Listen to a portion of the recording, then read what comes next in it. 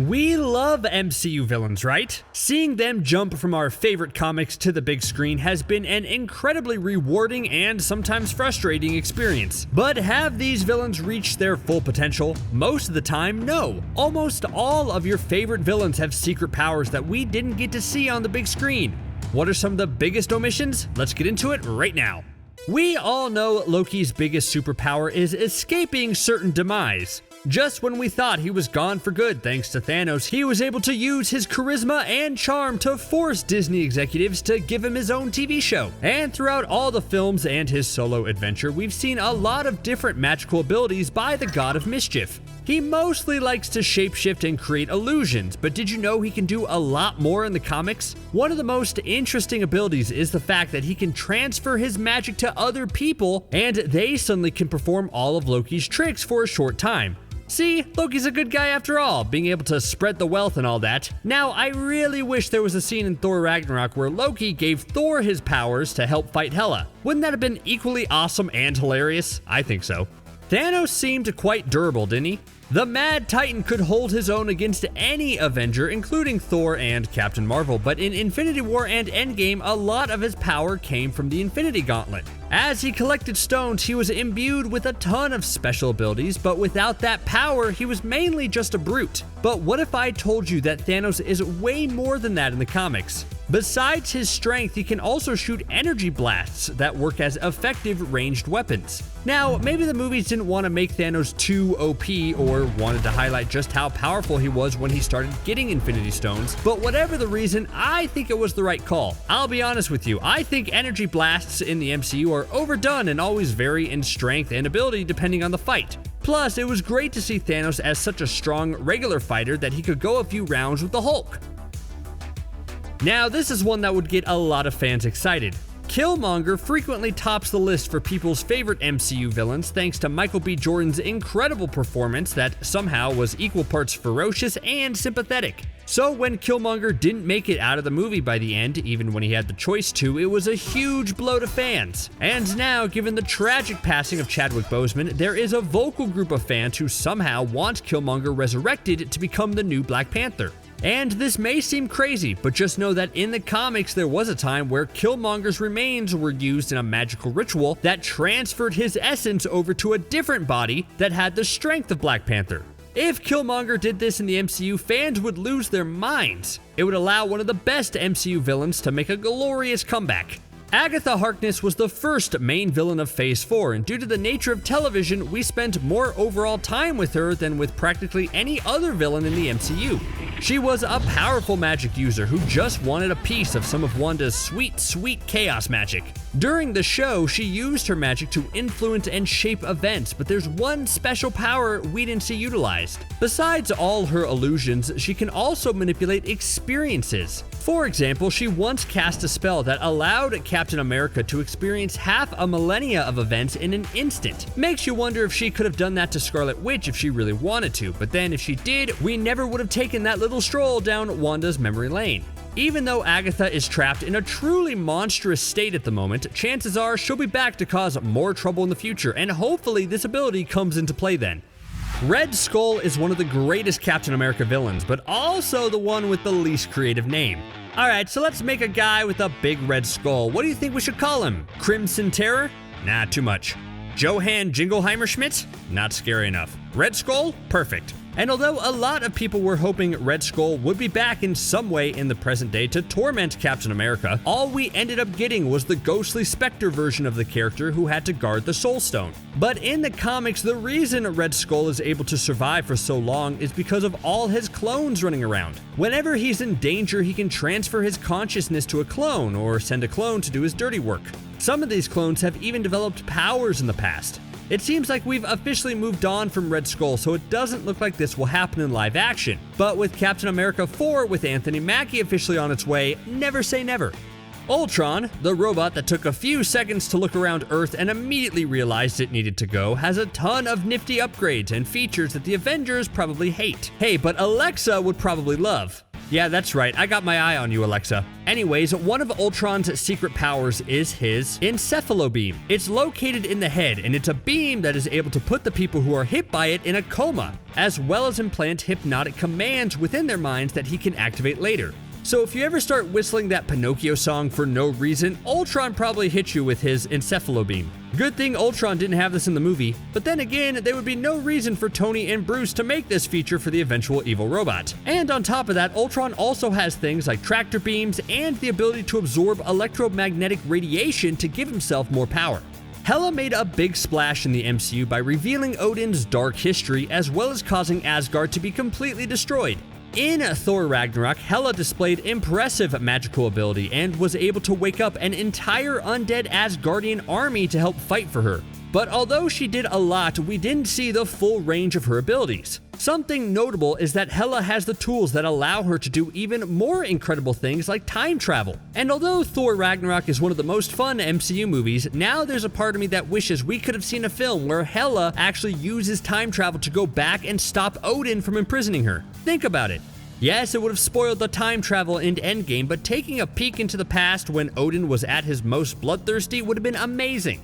We all knew Mysterio was going to be a bad guy in Far From Home, but it was a shock to find out that he was actually just another disgruntled Stark Industries employee that Tony rubbed the wrong way. In the film, Mysterio was entirely tech-based and relied heavily on the team of fellow disgruntled Stark Industries employees to help make his illusions work. But that doesn't credit Mysterio very much.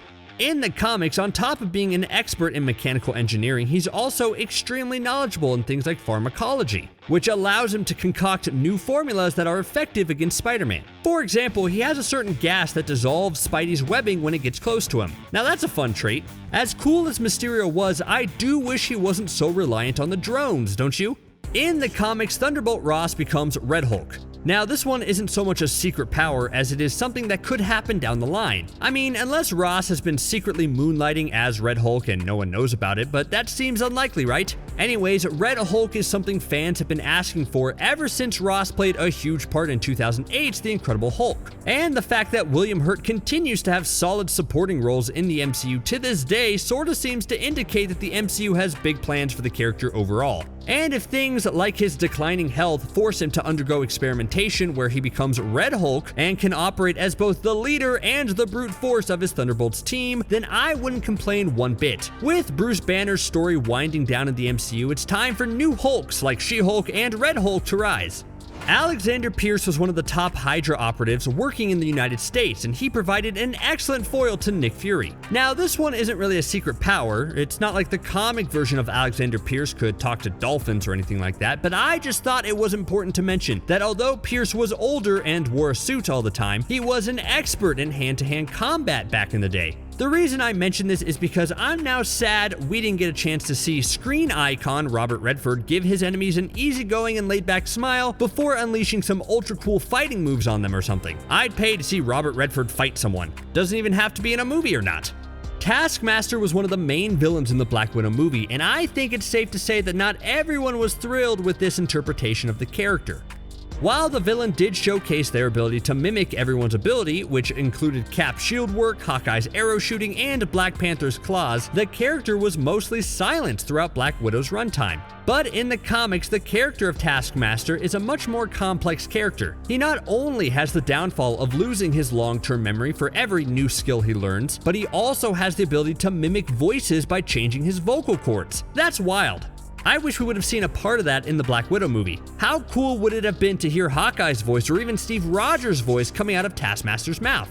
When Michael Keaton was cast as Adrian Toomes, aka the Vulture, there were of course a lot of jokes about the fact that Keaton keeps playing winged characters in superhero movies. But the Vulture turned out to be a fantastic villain overall, and a lot of that was because of Keaton's sinister yet understandable portrayal of the character. In the movies, Toomes is a blue-collar worker who gets screwed over by Tony Stark and turns to a life of crime to help out his family. I'm all in on this. I could lose my house. I'm sorry, sir. There's nothing I can do. He is able to use the alien tech salvage from the Battle of New York and, thanks to the Tinkerer, gets an impressive Vulture suit.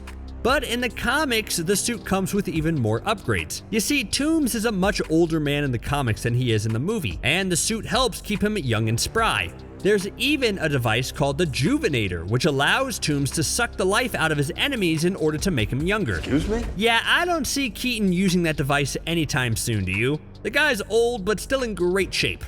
Ego the Living Planet was a big giant jerk.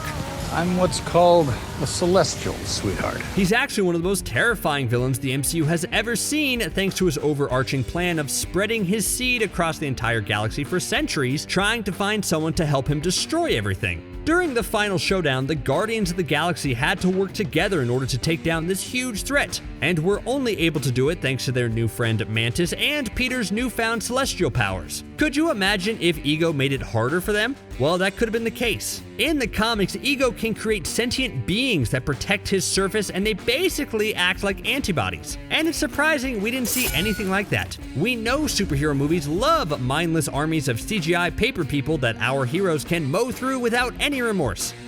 Bucky Barnes finally got more of the spotlight thanks to the Falcon and the Winter Soldier TV show, and although his character has become incredibly complex and three-dimensional, I will say there's one thing I'm always disappointed in: his arm. For a guy who had a special Hydra arm and then a fancy new vibranium arm made in Wakanda, there's been a surprisingly little amount of special arm action in the MCU. Bucky basically uses the arm as a shield for bullets and to punch things really hard, but in the comics, that arm is supposed to do a lot of other cool stuff. Can you imagine seeing our Bucky create force fields, activate specialty camouflage, maybe detaching the arm and remote controlling it to help it gain access to secure locations, etc.? That's the sort of Winter Soldier action we're missing out on. Fingers crossed we see something like that in the future because it needs to happen. Abomination is back in the MCU. After being locked away back in Phase 1, you know, back when Mark Ruffalo had a haircut that made him look exactly like Ed Norton, Abomination is finally getting his dues in Phase 4 of the MCU. We know he's in Shang-Chi and the Legend of the Ten Rings fighting Wong in the tournament. And we know he's going to show up in the upcoming She-Hulk TV show that's coming to Disney+. But let's hope with all this Abomination love that we can see some of his other powers besides just being super strong and super ugly be showcased. One thing that would be fascinating to see would be Abomination's ability to secrete highly concentrated doses of gamma radiation that's lethal to a lot of normal people. That would mean the character uses gamma radiation to hurt a lot of people, and it opens up a different discussion about how exactly to fight a character like this. Yon-Rogg was the typical bait-and-switch villain in that he started off as the mentor character before revealing his sinister side. And given his status at the end of Captain Marvel, it will be fascinating to see if the character comes back at all. They left him in a position to lick his wounds and plot his revenge, so we'll have to see what he's been up to for the last 20-ish years or so. And while he was an extremely capable fighter and leader, he didn't exhibit any game-changing powers like we usually see in a big bad. So that's why I'm hoping future appearances really dive into what make Yon-Rogg so special. For example, did you know Yon-Rogg's special physiology makes him impervious to all poisons and all diseases? That's a neat trick if he ever wants to reenact that scene from The Princess Bride. Ronan liked to shout a lot, and he really became a major threat after he combined his hammer with an Infinity Stone. But I don't think that's giving the hammer enough credit. In the comics, it's actually called the Universal Weapon and has a whole bunch of crazy powers and abilities that make it a fascinating accessory for anyone to use. Besides just looking extremely heavy, the hammer could do things like gravity manipulation as well as energy blasts. See, it just goes to show that you don't need an Infinity Stone in order to be extraordinary. Remember that, kids.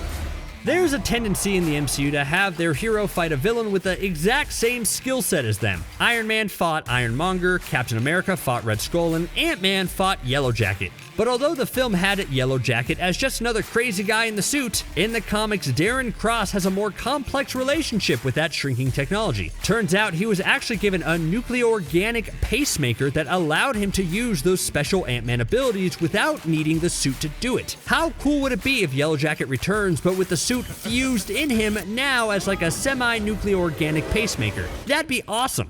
Ant-Man and the Wasp had the villain named Ghost, but that's one of the only things they kept about the character from the comics. Oh, you know what? I heard stories like what happened to you. Like this crazy creepy cat who like walks through walls and stuff. Like a ghost. The movie made the character suffer from a condition that saw her phasing out of existence, and that allowed her to become a top government agent. But in the comics, Ghost's powers are more straightforward. The character can turn himself and other things invisible, but just not at the same time. Probably an adaptation of this would be the movie Ghost learning how to control her condition more in order to phase other things away from her. That'd be interesting. But we do have to wonder wonder if Ghost is still alive in the main timeline. Thanos did kind of put a damper on the plans to save her after all. Dormammu was hyped up as this massive threat that threatened to consume our entire dimension, but thankfully Doctor Strange was there to bargain with him by trapping Dormammu in a time loop until the entity agreed to leave us alone forever. So we didn't really get to see Dormammu's full powers, but trust me, he can do everything. Think of a power and most likely Dormammu can do it. Time travel, teleportation, soul manipulation, life force absorption, dimensional portal creation, elemental control, and so much more. Yeah, good thing Dormammu is a man of his word, or else we'd really be in trouble here if he ever decided to come back. Now, all those seem bad, but did you know that the MCU's heroes also have a ton of powers that were omitted on the big screen? I mean, Thor can turn anything he touches into grape jelly. Okay, fine, that one's not true, but it should be.